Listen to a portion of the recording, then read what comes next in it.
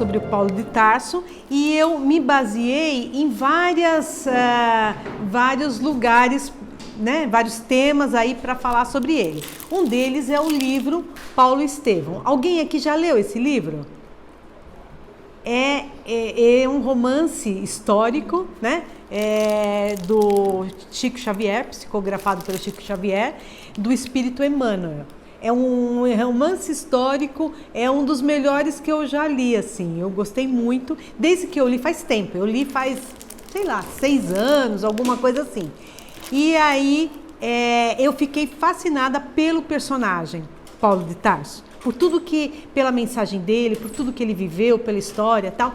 E embora o Lar já fez várias palestras sobre Paulo de Tarso, eu sugeri fazer uma palestra e fazer a correlação com a cidade de São Paulo, que eu, imediatamente, a hora que eu li o livro, eu fiz essa correlação, né? Aí o Lar aceitou a sugestão e me deu a fazer a palestra, só que não deu tempo de eu ler o livro novamente. Então, eu tive que rememorar tudo que eu li com várias palestras. Como eu fiquei bastante tempo em casa por conta da cirurgia, eu fiz uma maratona de lives espirituais, que foi muito legal também, sabe? Com muita informação, de muitas...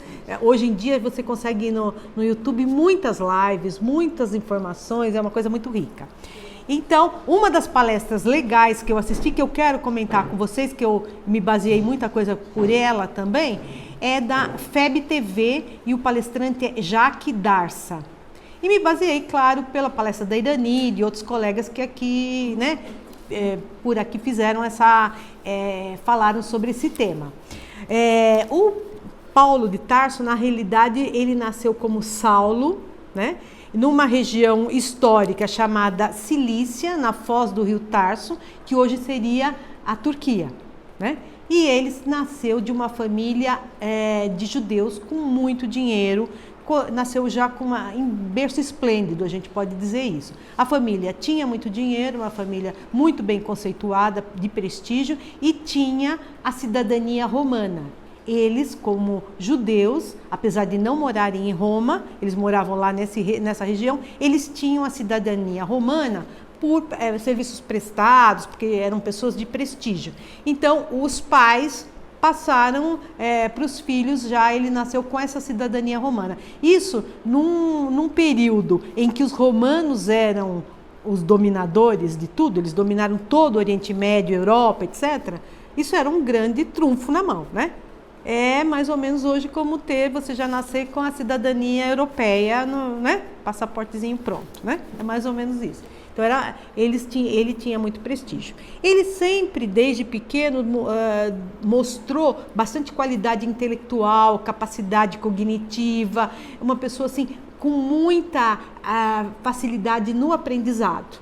E se interessou muito para as escrituras de Moisés, e a família, então, colocou ele, se mudou para Jerusalém, para que ele fosse um doutor da lei, né?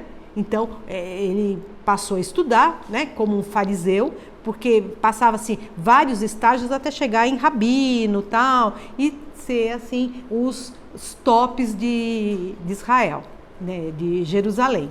Então, ele foi estudando e cada vez mais ele tinha muito prestígio. Ele era jovem, mas com muito prestígio por causa da capacidade intelectual. Ele aprendia muito fácil, né? E era uma pessoa que já nasceu com essa aptidão para a religião. Vocês sabem que na época os judeus eram os únicos que acreditavam em um único Deus.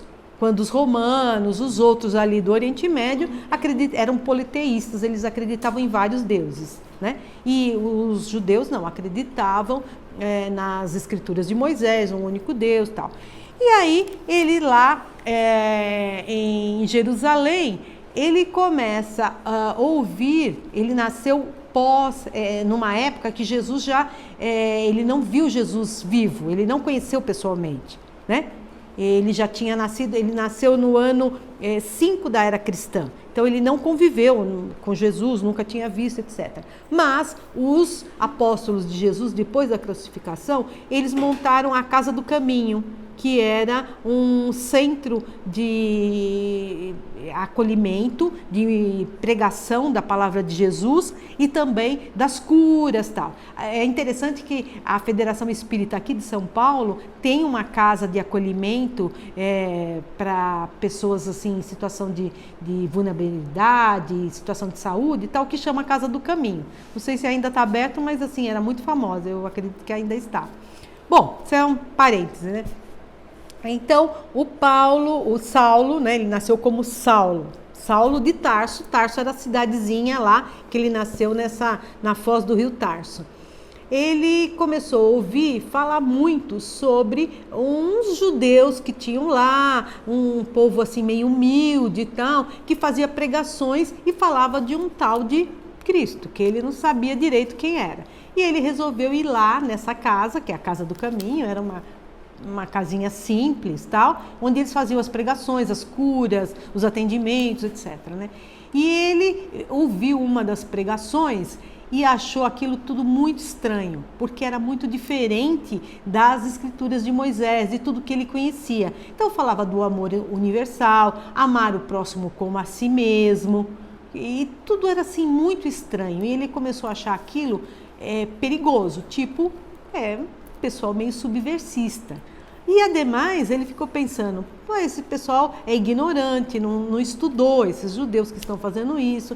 Esse Cristo, quem é ele? Veio de Nazaré, um lugar longínquo, uma cidadezinha lá distante, não tinha estudado, né? Como ele, como as pessoas ali das sinagogas de Israel, de Jerusalém, como que poderiam ficar pregando uma coisa tão diferente? Então ele levou para os superiores dele aquilo como uma coisa que tinha que combater aqueles homens, aquela seita, que muita gente comentava sobre isso, principalmente a população, o povão. Comentava muito que ia, tudo que acontecia por lá. E aí ele começou a perseguir essas pessoas, né? Perseguir muito. E ele, nessa perseguição, ele detectou 4 líderes lá da Casa do Caminho que ele resolveu prendê-los, que era Estevão, Filipe, Pedro e João. Ele prendeu esse pessoal e marcou um julgamento.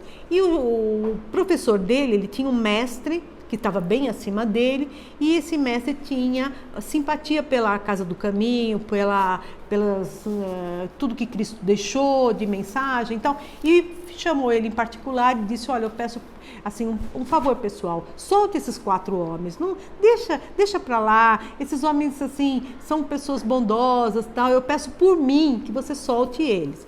E aí, em consideração ao professor dele, ele foi fazer a soltura, tal, mas o Estevão argumentou com ele. E o Estevão tinha tanta capacidade intelectual quanto ele, de argumentos, de debates, de querer falar sobre a palavra de Cristo, e ele debatendo contra.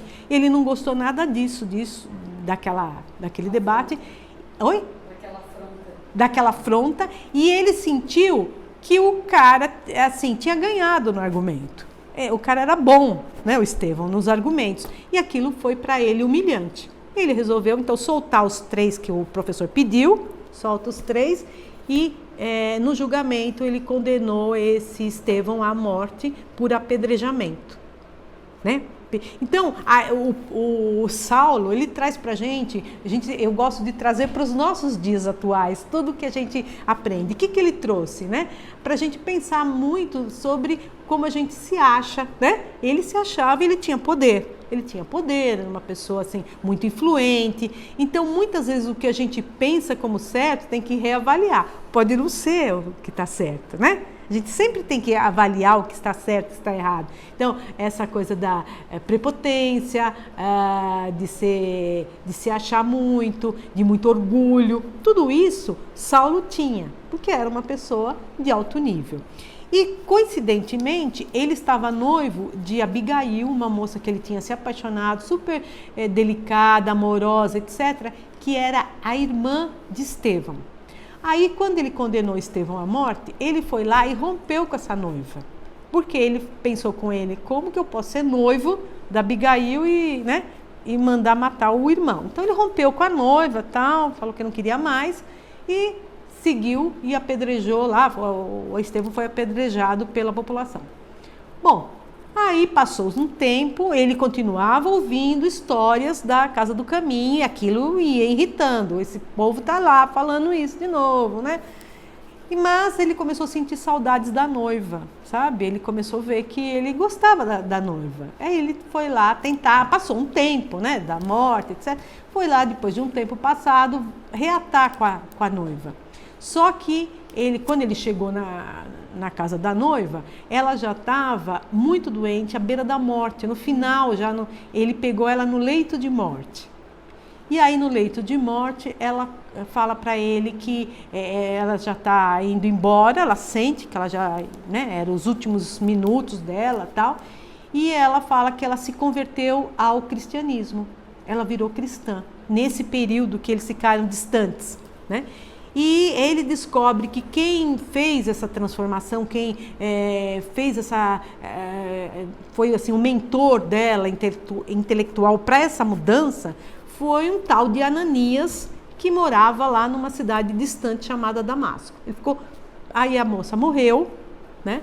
Ele ficou muito revoltado com tudo, porque aí afeta o amor dele. Ele viu que ele amava essa moça, né? E a moça morreu e ainda falou que era cristã, uma coisa assim que para ele era abominável. Então ele tinha que acabar com esses caras todos esses seguidores de Cristo, e principalmente o tal de Ananias, que fez a moça ser convertida, né? Aí ele foi embutido de muito ódio, muita raiva e tristeza pela morte, né? Pelo amor que foi embora. Ele conversou com os superiores e convenceu os superiores que ele devia ir atrás de Ananias lá na cidade, lá em Damasco. Aí deram autorização para ele ir para lá. Ele pegou uns auxiliares e foi. De Jerusalém para Damasco são 300 quilômetros. Damasco hoje é a capital da Síria, né? Naquela época não chamava Síria, mas era toda a região do Oriente Médio. E aí ele foi lá fez a viagem, uma viagem longa, 300 quilômetros, deserto, atravessar o deserto não é fácil. Quando ele está na entrada de Damasco, né? Assim, tem um portal para entrar em Damasco, ele vê uma luz fortíssima, uma luz muito forte, que cega ele imediatamente, né? Um brilho que vinha do céu gigantesco. Ele cai nas areias lá do deserto, sem enxergar nada, só com os auxiliares, e pergunta, ele para e escuta uma voz: Saulo, Saulo, por que me persegues? Aí aquilo para ele, naquele minuto, passaram-se alguns minutos que ele fica ali no chão, na areia quente do deserto, e a vida dele muda, se transforma naquele momento, porque ele sente o amor universal, que Jesus, falando com ele, passa esse amor. É uma coisa muito intensa, uma coisa que ele nunca tinha sentido. E aí ele fica muito surpreso com aquilo, não enxergando, e por que me persegues? E pergunta: quem sois? Aí Jesus fala: eu sou Jesus. Quando ele fala eu sou Jesus, vem tudo à mente: a morte da noiva, a perseguição, a morte do Estevão, tudo que ele perseguiu. E aí é a maior transformação que uma pessoa pode ter nesses minutos, que ele fica pensando como ele sentiu o amor no coração.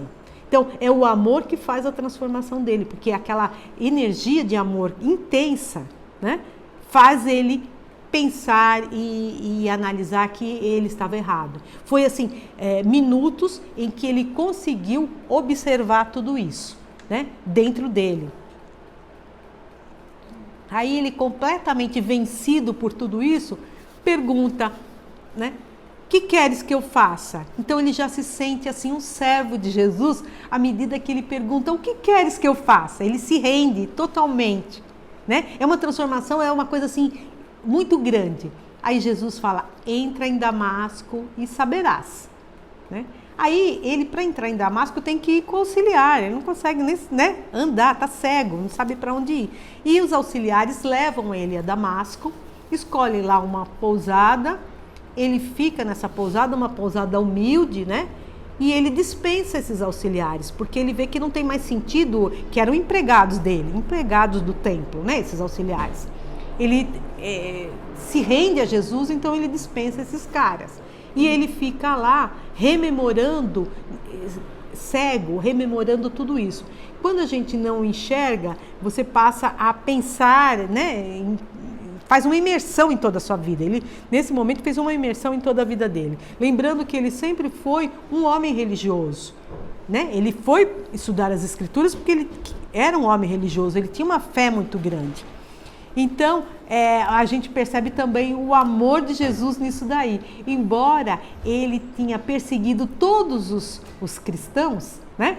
E Jesus sabia que, no fundo, ele tinha um amor que poderia ser convertido para um amor universal, né? Então, o amor de Cristo mostra muito essa transformação, que ele sabia que naquele indivíduozinho ali, o amor de Cristo é assim, ele acredita na gente, mesmo as pessoas que fazem as maiores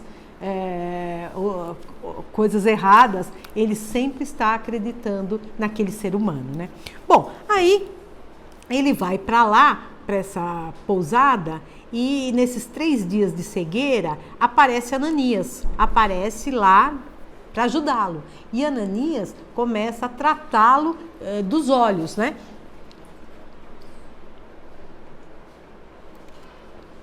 Ananias começa a tratá-lo com receitas caseiras, etc. E começa, nesses 3 dias de tratamento, Ananias vai falando, porque Ananias era um grande, apóstolo de Jesus, né? E vai explicando como que era, como que Jesus fez. Afinal, ele não viu Jesus, ele não conheceu pessoalmente. Então, ele não sabia exatamente como que era, ele ouvia falar. E Ananias vai explicando tal, e ele volta à visão. Aí ele volta à visão e vê que ele não pode mais continuar com aquela vida que ele tinha, não pode ser na sinagoga, e vai procurar os apóstolos da Casa do Caminho, aquele que ele perseguiu, e pede: olha, eu quero saber tudo sobre Jesus, né? E naquela época, os apóstolos não sabiam escrever, não sabiam ler. O único que sabia era Mateus, que tinha feito anotações. Em toda a vida que ele viveu junto de Jesus, ele fez anotações. Então, ele pediu uma cópia dessas anotações todas e deram para ele uma cópia, fizeram lá uma cópia de tudo que eles podiam. Eles falaram várias coisas para complementar, para fazer ele entender, né? Tudo que foi muito intenso a vida de Jesus, foi 33 anos, mas intenso, de muitos acontecimentos. E aí ele pegou todo aquele material, como ele era uma pessoa intelectual, ele foi lá para o deserto para poder absorver tudo isso. Quando ele nasceu como Saulo, né, lá naquela região da Turquia, a família era uma família de tecelões, que usavam o fio da cabra para fazer tecidos, né? E ensinou para ele, desde a infância, a arte de tecelão. Então, ele, além de ser um doutor da lei, estudar em Jerusalém, ele também tinha habilidade para isso. Então, isso foi muito útil para ele poder sobreviver, porque da noite para o dia ele perdeu tudo. Ele não tinha mais cargo, ele não tinha mais poder, não tinha mais prestígio, dinheiro, nada, né? Ele era uma pessoa comum. Então, isso foi ajudando ele a conseguir sobreviver nesses 3 anos, para ele ler tudo e absorver. Ele perguntava para várias pessoas e tal. Depois de meditar tudo isso, ele voltou para a Casa do Caminho e falou: olha, eu acho que isso é muito grande. Tudo que Jesus deixou é uma mensagem grandiosa e não pode ficar restrita aqui à Casa do Caminho, a Jerusalém. A gente tem que expandir, tem que falar para as pessoas disso. E aí ele começou a formar, já programar missões, que ele ia com algumas outras pessoas para regiões do Oriente Médio, para várias regiões. Então, ele viajou ao longo da vida dele, levando a palavra de Jesus para várias regiões, e caminhou 20.000 quilômetros a pé. Lembre-se que ele estava pobre, não tinha cavalos, nada, ele tinha que fazer tudo a pé, né? E aí, mas ele chegava nos lugares, naquela época, as viagens eram diferentes, eram longuíssimas, e as pessoas ficavam vários anos no lugar, porque para voltar tinha que, né, demorava muito. Então ele ficou vários anos em vários lugares. E ele chegava, uma das coisas que ele fazia, ele não ia direto pregar para as pessoas, porque ele tinha que sentir a comunidade, ele ia assim, devagar, como tecelão, trabalhando como tecelão, formando as pessoas, formando os grupos para depois formar os núcleozinhos. Em cada lugar que ele passou, ele formou um núcleo com reuniões para falar sobre a palavra de Jesus. Então, o que tem hoje na Igreja Católica e mesmo nos centros espíritas como o nosso, isso que a gente está fazendo aqui, a sementinha começou lá, na Casa do Caminho e com o Tarso fazendo essas, né, organizando isso. Não se sabe quando ele passou a se chamar Paulo, ele passou de Tarso para Paulo. Ele despojou tudo que ele tinha do passado, inclusive o nome, né? Então ele ficou Paulo de Tarso. E aí ele foi nessas regiões, montava, depois que aquilo estava redondo, as reuniões acontecendo, então as reuniões faziam o que a gente está fazendo hoje, falando sobre a palavra do Evangelho, tinha sessões mediúnicas, né, que tinha pessoas que tinham a capacidade de receber espíritos e falar, eles chamavam de apóstolos. Depois a Igreja Católica, quando incorporou tudo isso, aboliu esse detalhe, né? E fazia também curas. As pessoas davam passes, faziam curas, etc. Um dos lugares que ele ficou por mais tempo, 2 anos, foi em Éfeso. Éfeso é uma antiga cidade uma cidade da antiguidade, que foi uma cidade cosmopolita, muito bonita. Alguém aqui já foi lá, nessa cidade? Hoje? Oi? Eu fui lá, né? Lá agora são ruínas, mas mesmo ruínas, elas são lindas, lindas. É um negócio assim muito grande, você vê o mar, é perto do Mediterrâneo, é numa região da Turquia, próximo da Capadócia. Essa região tinha templos, fóruns de teatro romano, tinha as casas, ainda você vê. Um dos detalhes mais interessantes que me chamou a atenção, que naquela época tinha banheiro público já. Aí você vai conhecer os banheiros públicos com os antigos vasos sanitários. E, assim, é um lugar muito bonito. Então, naquela época, Éfeso era um lugar de de conexão entre o Oriente Médio, porque tinha muitos negócios. Muita gente de Roma ia para lá e etc. Era uma grande cidade, né, que tinha ali na região. E ele foi morar naquela região. Né? Não sei exatamente se foi em Éfeso ou na região de Éfeso, porque está bem próximo da Capadócia. A Capadócia é uma região da Turquia hoje muito turística. Ela tem formações rochosas milenares de pedras, pedras que formam assim cones enormes. Os turcos chamam aquilo de chapéu de fadas, né? Parece um chapéuzinho assim. Muita, tudo branco, é muito bonito. Dentro daqueles cones são cavernas, são ocas. Então, quando começaram a perseguir os cristãos lá em Jerusalém, muitos foram para essa região, porque é perto, né? Claro, não é assim tão do lado, mas é fácil de ir. E aí eles se estabeleceram naquelas regiões, dentro das cavernas, e fizeram a casa deles. Muitos cristãos fizeram isso. Inclusive, tem algumas que viraram igrejas, que eles colocavam para fazer as reuniões do Evangelho. E nessas igrejas, eles pintavam com coisas da natureza, né? Elementos da natureza, tal, plantas, etc. Faziam desenhos. Hoje em dia, quando você vai na Capadócia, você visita essas igrejas rupestres, igrejas antigas, e tá lá tudo. Lógico, ainda tá assim, tá um pouco desbotado, mas você vê, né? Então era um lugar perfeito para se esconder, para cristãos se esconderem. Nisso daí, nessa região entre Éfeso e a Capadócia, viveu Maria. Maria também foi para lá, porque ela também foi, Maria de Nazaré também foi como é que fala? Perseguida, né? E ela foi para lá com um dos apóstolos e viveu. Essa casinha da Maria de Nazaré está lá até hoje e a gente, como turista, visita.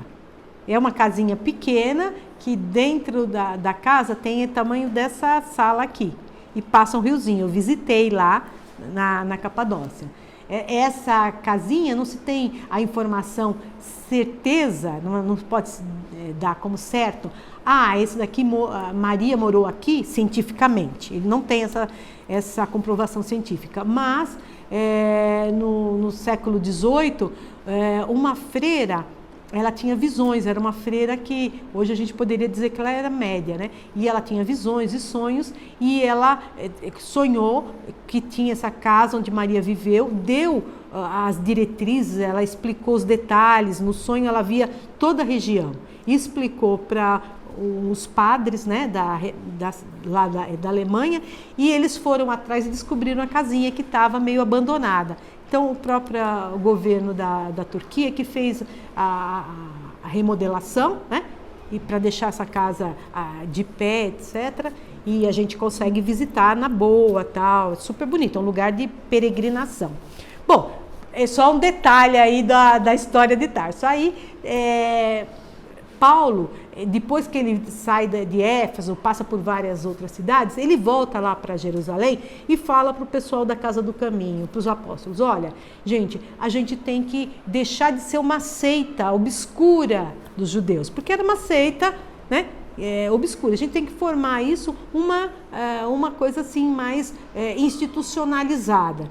E aí eles resolveram criar, já eram chamados de cristãos. Todo mundo chamavam eles de cristãos, porque vinha de Cristo. Então, institucionalizar o cristianismo. E aí, Paulo falou: olha, eu acho também que a gente tem que chegar em Roma. Né? Roma era a grande capital. Né? Ele já tinha rodado lá pelo Oriente Médio todo, algumas partes da Europa, mas faltava a cidade mais importante, que era Roma. E ele sabia que Roma era onde a situação ia ser mais difícil, né? Porque eles eram perseguidos. E em todas as cidades que ele morou, não foi fácil. Ele foi perseguido, várias vezes ele foi preso, ele foi torturado, depois ele foi solto, foi julgado. Ele foi sempre assim uma pessoa que passou por muitos desafios, né? E aí a história traz pra gente, quando a gente tem uma certeza, a gente às vezes passa por vários desafios, né? Trazendo para a nossa vida, né? Ele não foi fácil a vida dele, foi sempre muito difícil.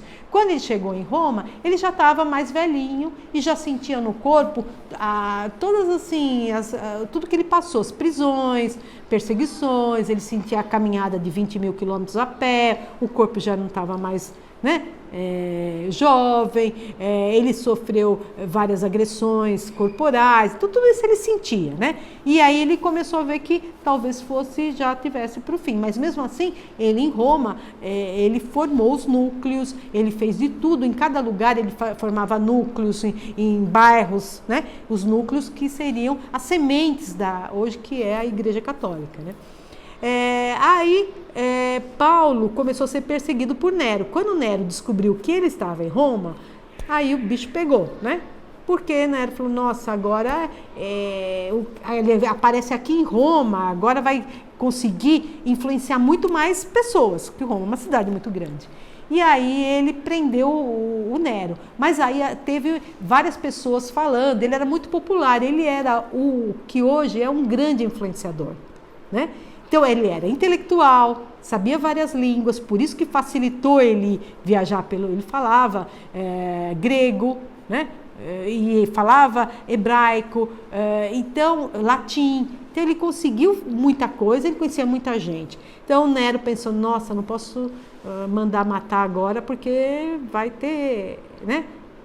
Vai ter problema para mim isso daí, porque é uma pessoa influente. Então ele deixou um pouco ali de lado, mas ele soltou e falou pro Paulo de Tarso o seguinte: ó, agora você fica em Roma, não sai mais. Porque cada vez que ele saía para uma viagem, ele arrebanhava mais gente, ele conseguia influenciar mais pessoas, né? Então, uma maneira dele acabar com isso deixa ele aí, e aí, né, ele não influencia tanta gente. Mas, mesmo assim, ele continuou influenciando muita gente.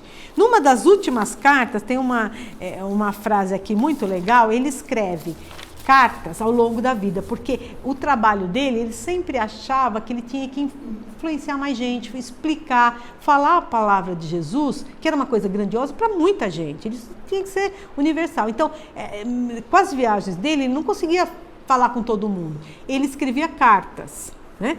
Ele escreveu ao longo da vida 14 cartas, que são as epístolas, né? E aí ele mandava para vários lugares as cartas. Quando ele estava em um lugar, ele estava em Éfeso, ele mandava para Corinto. Quando ele estava em Corinto, ele mandava para outro. Ele fazia toda aquela população de cristãos que tinha se envolver, sempre ter notícias e tal. As cartas eram todas intuídas por Estevão. Estevão passou a ser um protetor dele, um espírito protetor que intuía ele nas informações que deveriam ser passadas ali nas cartas, né?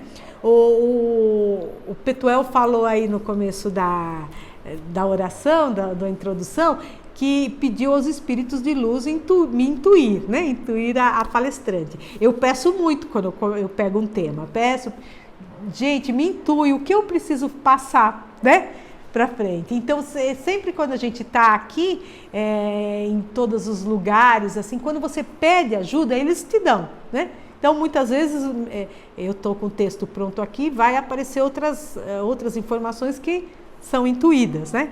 Isso sempre acontece. Então, com ele também acontecia. Então, ele passou essas cartas, estão algumas muito famosas, que eu vou falar lá no final da minha palestra aqui.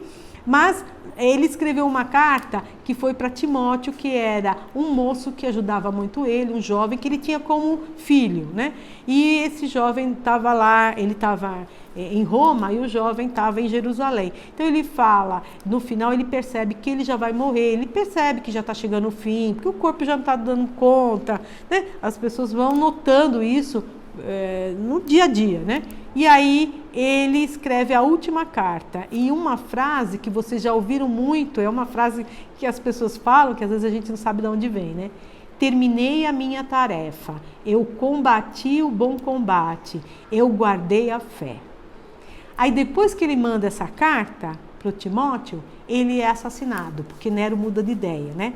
Muda de ideia, fala, você tem que acabar com esse cara tá prejudicando aqui o poderio. E aí ele é assassinado no meio da madrugada, é decapitado. Nero manda decapitar, né? Então, diz que não é ele, que foi mataram, tal, mas na realidade foi ele o mandante desse assassinato, né? E aí o Paulo de Tarso, ele traz para a gente muitos ensinamentos. Quando o Allan Kardec fez o Livro dos Espíritos, que ele mandou cartas para todos os médiuns do mundo inteiro, com perguntas, etc, etc, Paulo de Tarso apareceu, né? Como o espírito, apareciam vários espíritos da verdade, e ele se colocou como Paulo de Tarso e colocou algumas coisas como no capítulo de perdão, tem informações dele, tem citações dele, fora da caridade não há salvação, que é do Paulo de Tarso, em outros também, tem outros pontos do Livro dos Espíritos que ele voltou, né, e através de médios, e deu as explicações, etc. Aí, o que eu queria fazer hoje, não só falar essa biografia aqui, é muito rica, mas eu queria trazer para nós, né? Desde que eu li, eu fiquei apaixonada pelo livro, pelo romance histórico, e também fiz a correlação de morar na cidade de São Paulo. Eu achei um privilégio. Eu, quando era jovem, quando eu descobri o Nordeste, eu achava que eu tinha nascido no lugar errado. Que eu gostava de praia, por que eu estava aqui, a praia é longe, etc. E aí eu era meio revoltada, que eu queria morar em outro lugar. Mas depois, com o trabalho, eu fui vendo como eu tinha oportunidades aqui, nessa cidade, como eu conhecia gente, como aqui era fascinante, como tinha cultura, etc, né? E aí eu fui me apaixonando pela cidade. E aí eu fiquei pensando, nossa, eu moro na cidade que tem o nome de São Paulo, o nome de Paulo de Tarso, né? Que a Igreja Católica passou todos esses apóstolos para santos. Então, Paulo de Tarso é São Paulo, Pedro é São Pedro e por aí vai. E aí eu comecei a pesquisar por que exatamente essa cidade tem esse nome, né? E aí fiz umas pesquisas aí e vi que a cidade, pensei, no primeiro momento eu pensei, vai ver que 25 de janeiro, que é o dia de São Paulo, da cidade de São Paulo, é o dia do nascimento dele. Aí depois pensei, não, talvez seja o dia do assassinato, né? E aí comecei a pesquisar, não é uma coisa nem outra. A São Paulo começou assim, o Manuel da Nóbrega morava, um jesuíta português, ele estava catequizando os índios lá em São Vicente, ele chegou e foi morar em São Vicente, com vários outros padres, e lá em São Vicente estava muito difícil, tanto com os portugueses quanto com os índios lá, que eram rebeldes e tal, e ele não conseguia fazer muito o trabalho dele. Depois de um tempo, ele resolveu vir para o Planalto. Ele sabia que aqui no Planalto era mais difícil de chegar, a viagem era muito difícil lá de São Vicente, da Baixada Santista, para subir a serra. Já é difícil hoje, imagina naquela época, né? Como era difícil. Mas talvez fosse mais fácil para o trabalho dele de catequização.